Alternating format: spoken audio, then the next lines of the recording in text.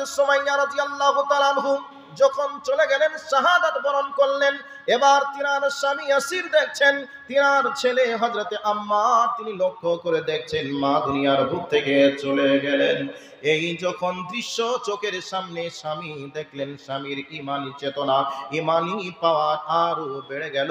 যে আমার স্ত্রী দুনিয়ার বুক থেকে চলে গেল, আমার স্ত্রীর সঙ্গে আমিও দুনিয়ার বুক থেকে বিদায় নিতে চাই। হযরতে ইয়াসিরের উপরে অত্যাচার শুরু হয়ে গেল। হযরতে ইয়াসির আর অত্যাচার সহ্য করতে না পেরে তিনিও দুনিয়ার বুক থেকে বিদায় হয়ে গেলেন। তাহলে একই পরিবারে তিনটে সদস্য, দুইজন ইসলামের জন্য শহীদ হয়ে গেলেন। ইসলামের ইতিহাসে প্রথম যে মেয়েটা ইসলামের জন্য শহীদ হয়েছিলেন তিনি হলেন হযরতে সুমাইয়া রাদিয়াল্লাহু তাআলা আনহা। এবার স্বামী চলে গেল, স্ত্রীও চলে গেল। দুইজন চলে যাওয়ার পরে হযরতে আম্মার তিনি দেখলেন যে আব্বাও চলে গেল, মাও চলে গেল, এবার কেবলমাত্র আমার পালা আছে।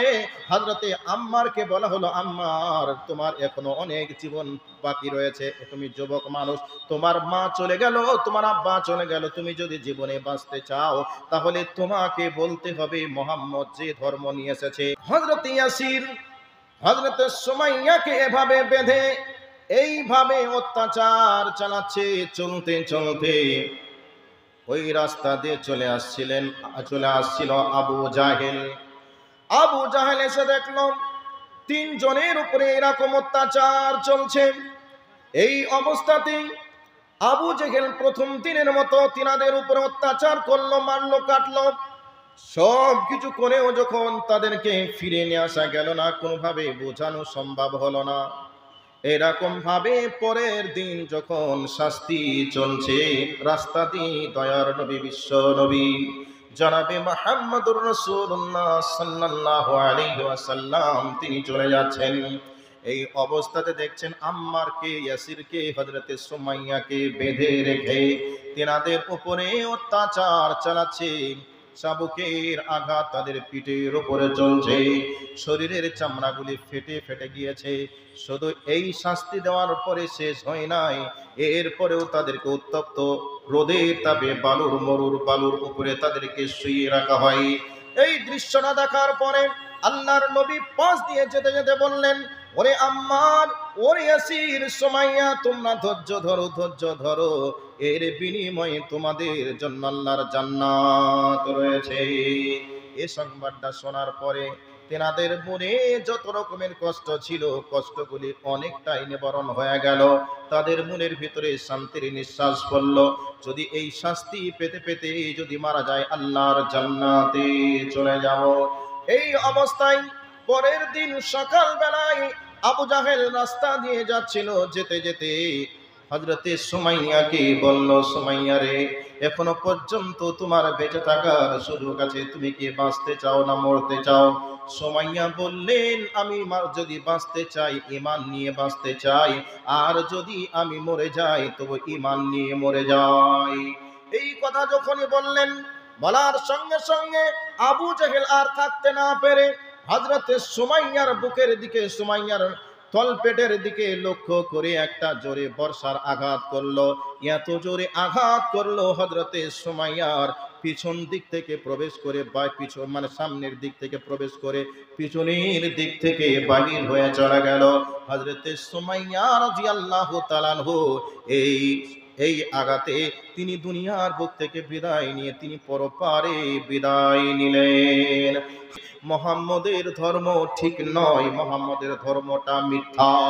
হযরতে আম্মার রাদিয়াল্লাহু তাআলা আনহুর উপরে এমন অত্যাচার করা হলো, এমন ভাবে আঘাত করা হলো, যেই আঘাতে তিনি জর্জরিত হয়ে সহ্য না করতে পেরে, ধৈর্য না ধরতে পেরে মারের ভয়ে হযরতে আম্মার রাদিয়াল্লাহু তাআলা আনহু মুখে মুখে তিনি বললেন, না, আমি যে দিন ধর্ম ত্যাগ করে দিন ধর্ম গ্রহণ করেছি, এই ধর্ম সত্য নয়, মুহাম্মদ সত্য নয়।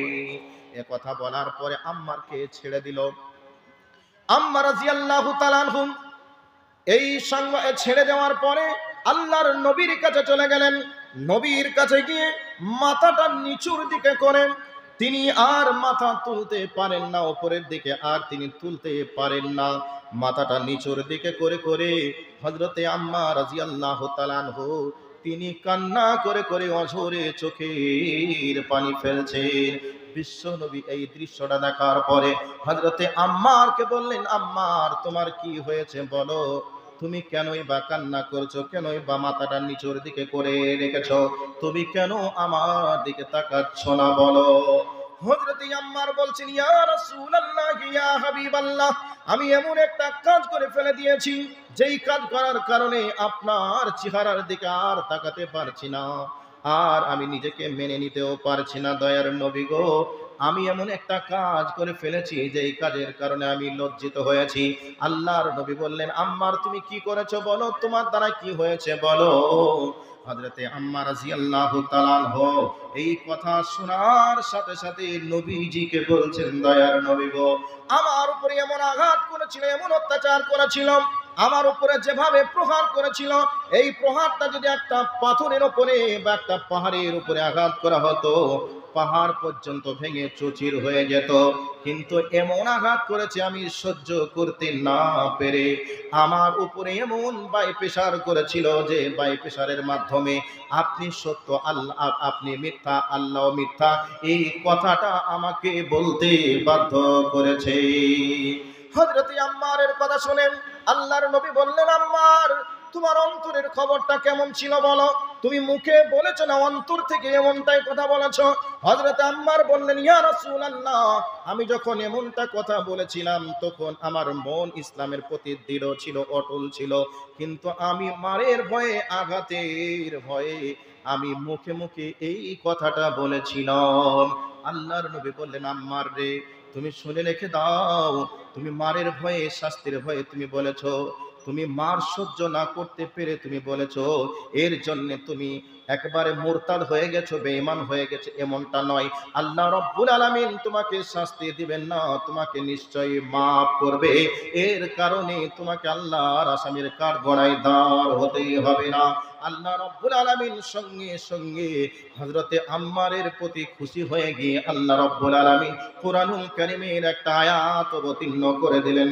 সূরা আল মাইদার 91 নম্বর আয়াতের মধ্যে জানিয়ে দিলেন, আম্মার শুনে রেখে দাও, তোমরা যদি কেউ যদি ঈমান নিয়ে আসার পরে যদি কেউ কুফরি করে তাহলে তার জন্য ভয়াবহ শাস্তির বিধান রয়েছে।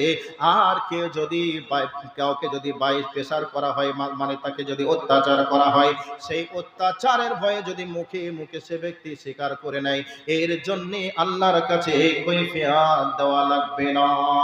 আমার ভাই, আমার বন্ধুরা, আল্লাহ রাব্বুল আলামিন কুরআনুল কারীমের মধ্যে বলেন, ওয়ালা তাকুলু লিমান ইউকতালু ফি সাবিলিল্লাহি আমওয়াতুন বাল আহইয়াউ ওয়ালাকিন লা তাশউরুন।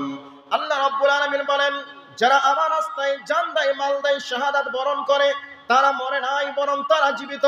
হযরতে আম্মার রাদিয়াল্লাহু তাআলা আনহু মুসলিম উম্মার কাছে এমন ভাবে তিনার নামটা স্বর্ণ অক্ষরে লেখা আছে, হযরতে সুমাইয়ার নামটা এমন ভাবে স্বর্ণ অক্ষরে লেখা আছে, প্রত্যেকটা গ্রামে এমন কোন গ্রাম আপনি খুঁজে পাবেন না যে গ্রামে সুমাইয়া নামের মহিলা নেই। এমন একটা গ্রাম খুঁজে পাবেন না যেই গ্রামের ভিতরে একজন আম্মার নামের একজন মানুষকে আপনি খুঁজে পাবেন না।